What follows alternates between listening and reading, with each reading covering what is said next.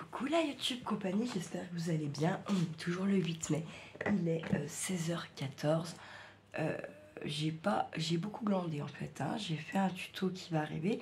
Le truc c'est qu'il a déjà mis je sais pas combien de temps à charger moi pour que je colle les vidéos de les 20 minutes par 20 minutes quoi. Et il a mis au moins 2 heures pour faire ça. Donc là je l'ai balancé sur YouTube. Je ne sais pas combien de temps ça va mettre, je ne sais pas du tout. Et là, en fait, on se retrouve pour une petite lecture de récit. Donc, je suis restée sur Contes et légendes du Jura de Patricia Gaillard. Et je vous emmène du côté de Moirans en montagne. On y passe à côté quand je vais à la magnétiseuse. Donc, c'est les enchantements de Moirans en montagne. Dans ces montagnes, les vestiges nous parlent d'un passé très lointain. La ville d'Antre, cité légendaire, dont il ne reste rien. A-t-elle été ici, près de Villard-Derrière? On en parle comme d'une Atlantide, posée sur les rives du sombre lac d'Antre. Entouré de sapins, au pied de la roche d'Antre qui domine le lieu, de presque 1000 mètres. Un sanctuaire sécane du 1er siècle, des thermes et un temple gallo-romain. Laisse le promeneur songeur devant la fuite du temps.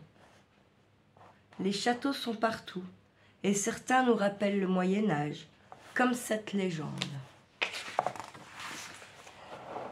Le cheval des sires de Geur. Le sire de Geur vieillissait mal derrière les murs de son château, délabré. Il avait été défait par plusieurs coups du sort, des richesses qui faisaient la force de son passé. Il ne lui restait plus grand-chose de ses biens. Un château mal tenu où les vents s'enfilaient par 100 trous aux murailles, un coffre de bois rare où dormaient si précieux quelques manuscrits reliés de cuir, fins et lisses, avec à l'intérieur des pages un peu épaisses, toutes chargées de caractères réguliers, enluminés d'arabesques fleuries et feuilles où couraient des fils d'or. Certains soirs, autrefois, quand il avait des hôtes, son épouse ouvrait le coffre, se penchait vers les livres, prenait dans ses 2 mains l'un d'eux comme un trésor, le posait avec soin sur un pupitre en bois aux pieds enlacés de lierre sculptée et faisait à haute voix une lecture lente. Edmond, leur fils, se souvenait encore de cette douce voix éteinte depuis longtemps. Et puis le sire de Geur avait encore son cheval. Un cheval étrange qui est toute cette histoire. Quelques ans avant sa ruine, le sire de Geur était parti en Orient, trouver un marchand de chevaux, dont la réputation parvenait jusqu'ici. Là-bas, il avait longuement observé chaque animal, le blanc des yeux, les naseaux humides. Il avait soulevé toutes les pattes, une à une, avant de se décider pour une bête dont la beauté parfaitement noire semblait surnaturelle. Le marchand satisfait avait reçu ensuite de Sire dans sa demeure, l'invitant à s'installer avec lui sur de grands sofas, rutilants de couleur. Il avait fait poser sur la table, devant eux, un plateau de métal ouvragé, et c'est immense qu'on aurait pu y installer l'animal acheté qu'on entendait hennir dehors. Sur le plateau étaient posés 2 gobelets de verre coloré qui luisaient comme 2 tournelles de vitrail dans l'obscurité fraîche du lieu. C'est alors que les yeux profonds et noirs du marchand s'étaient allumés dans le visage enturbané, que le geste d'une main d'homme s'était fait lent et que, sur un ton de secret mystère occulte, l'homme avait prétendu que l'animal venait d'une droite lignée de bêtes magiques, de celles qui s'envolent comme font certains tapis, pour soulever les amants de cette terre ingrate et éloigner leur amour de la bêtise des hommes. Dans l'air, tout autour d'eux, le thé fumant, aux graines de cardamone, avait dispersé une brune suave. Pour un peu, le sire de Jeur se serait bien laissé aller à cet enchantement. Mais il avait souri, se disant à lui-même que le Syrien avait tenté sûrement, par quelques traits brillants, de justifier le prix très fort de l'animal. À son retour ici, il avait même fait faire une selle vraiment originale. C'était une tapisserie toute en ton de forêt, de roches et d'eau, et de fleurs et de bêtes mêlées dans des jardins, faisait un paradis terrestre. Il avait même commandé, courant tout autour, une bande d'affroi. C'est de la broderie, au fil d'or. D'or froid, c'est ça. Avec ce paysage bordé d'or sur le poil noir, la monture sortait de l'ordinaire. Jamais le cire et son palefroid ne sortaient sans cette parure magnifique. Mais l'homme vieillissait. Ses forces se retiraient comme se retirent les sèves. Un matin, on chercha très vite le prêtre à la chapelle. Le cire de Jeur mourait. Il quitta doucement les biens de cette terre, et comme il n'en avait guère plus, il les quitta bien mieux. Un manuscrit vendu à grand regret fit de belles funérailles, et le corps rejoignit celui de l'épouse dans le caveau glacé. Edmond avait 20 ans. Le sire de Vouglan, son oncle, posa sa main raidée et froide sur son épaule pour appeler son affection et, loin d'imaginer, en voyant ce jour-là la table bien garnie, que son neveu mangeait ses tout derniers deniers. Il retourna bien vite à son domaine, pressé par des affaires qui, elles, étaient bien grasses. Élevé dans le courage et la ténacité, le jeune homme avait empoigné sans peur les biens de son père, et il avait très vite compris qu'il n'empoignait presque rien. Par testament, il héritait du château, du coffre, des manuscrits et du cheval qui n'avait rien perdu de son air magnifique et qui ne quittait pas la tapisserie fleurie. Edmond était bel homme, il monta sur la bête. Jamais un cavalier n'a eu sur sa monture une silhouette aussi royale. Et même s'il vivait seul et pauvre, se nourrissant de quelques œufs de poule et de petits gibiers, celui qui le regardait voyait un chevalier. L'animal devint sa meilleure compagnie. On le rencontrait partout, à Douvres et à Grand-Châtel, dont il ne restait rien. Il allait même jusqu'à Condes, à quelques lieues de ce château, par des chemins ombragés tout le long de la Bienne.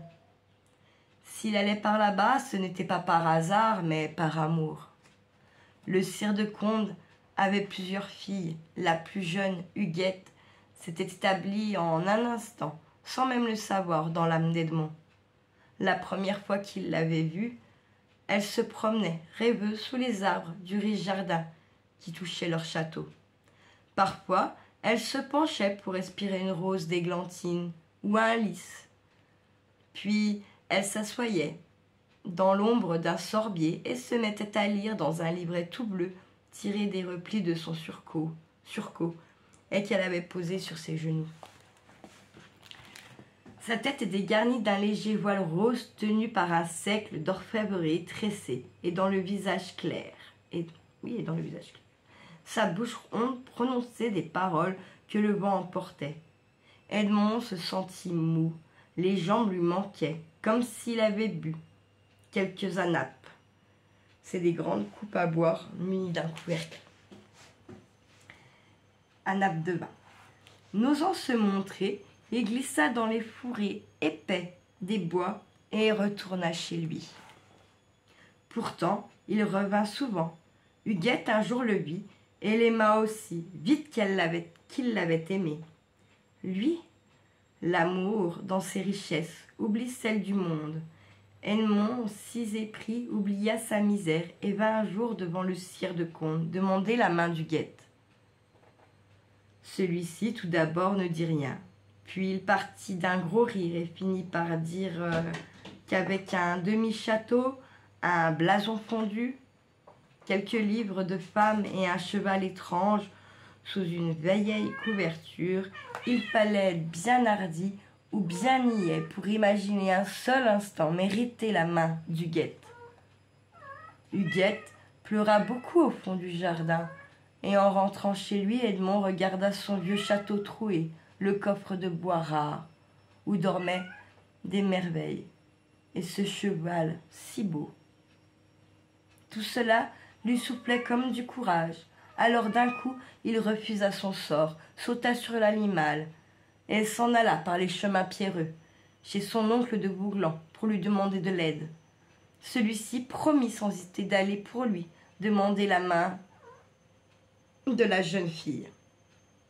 Il saurait faire briller aux yeux de Conde des arguments sérieux, tout en argent, en or et en pierre taillée.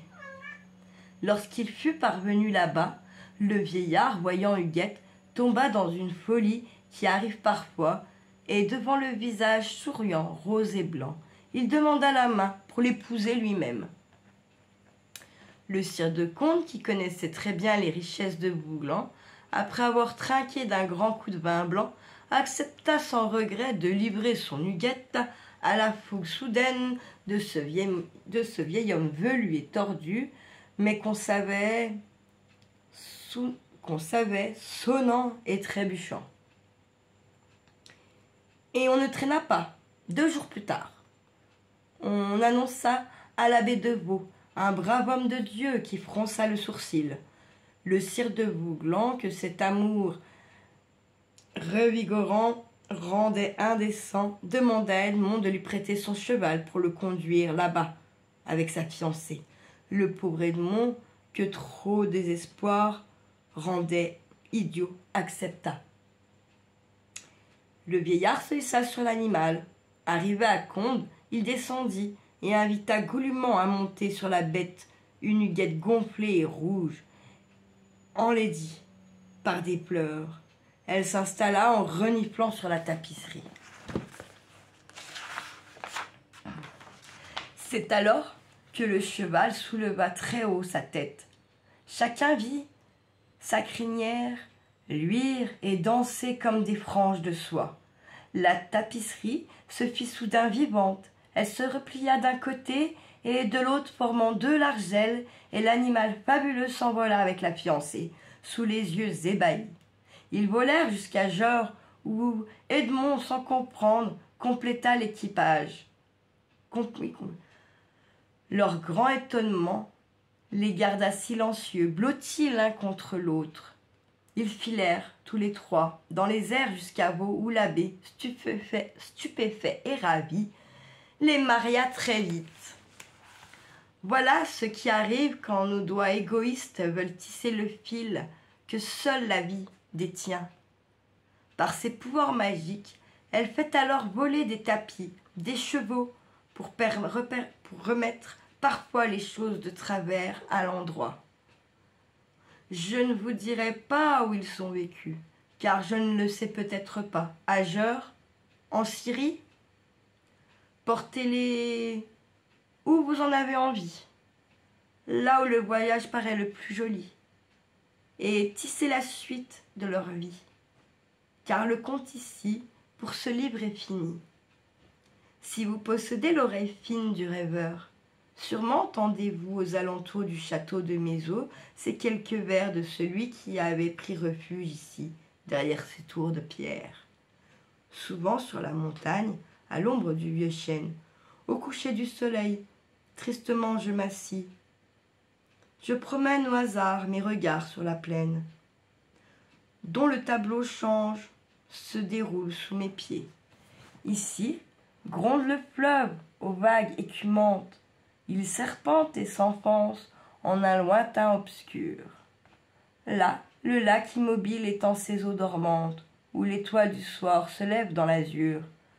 Au sommet de ces monts, couronnés de bois sombres, le crépuscule encore jette un dernier rayon, et le char vaporeux de la reine des ombres monte et blanchit déjà les bords de l'horizon. C'est un extrait du poème d'Alphonse de Lamartine. Comment douter un instant de ces vers soit le fruit d'une inspiration née ici? Tout dans ces vers rappelle la contrée, et qui pourrait mieux que le poète en dire le charme sauvage? Pourtant, dans ce pays, se fait la tournerie, ce travail du bois, tourné, qui devient de si belles choses, comme à Moiran, capitale française, du jouet, le jouet de bois, l'enfance, les Noëls. Que de souvenirs qui montent, un jouet en bas par papa, qui dure une vie, petits soldats, voitures, chevaux à bascule, meubles de poupée, châteaux, chalets, animaux. De quoi partir dans des jeux qui duraient des heures, avec les cousins, les camarades, les frères, les sœurs. Heures passées à rêver le monde, le jeu, délice de l'enfance, instant où l'on construit un univers parfait, coloré et si joli que l'on voudrait réel. Réel? Et pourquoi pas?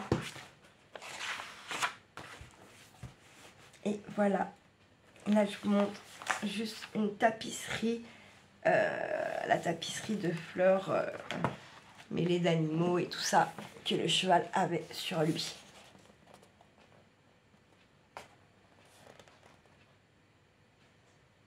On me fait une connerie. Voilà, j'espère que ce petit récit vous aura plu et que voilà, que ça vous aura plu, que ça vous donne envie de lire peut-être des petites légendes de votre région à vous et de vous intéresser un petit peu plus à l'historique de vos contrées, comme ils disent dans le livre. Voilà. Sur ce, ma YouTube compagnie, prenez soin de vous, de ceux que vous aimez et surtout ne faites pas trop les fous. Ciao, ciao!